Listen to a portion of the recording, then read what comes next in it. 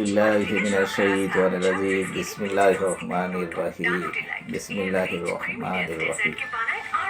তো হচ্ছে তারেক জিয়া শুধু রাজনৈতিক কর্মসূচি নিয়ে ব্যস্ত আছেন।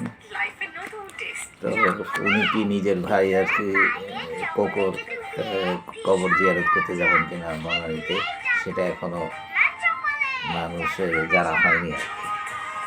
তো হচ্ছে উনি আসার পর থেকেই আর কি শুধু রাজনৈতিক কর্মসূচি নিয়ে আছে, যেটা রাজনীতির সাথে সম্পৃক্ত সবগুলোই নিয়ে ব্যস্ত আছে।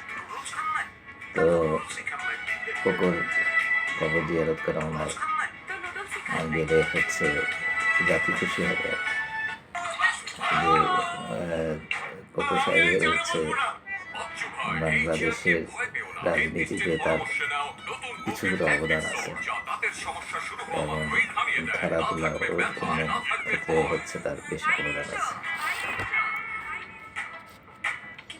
তো সকলে ভালো থাকে। লা ইলাহা ইল্লাল্লাহ মুহাম্মাদুর রাসূলুল্লাহ।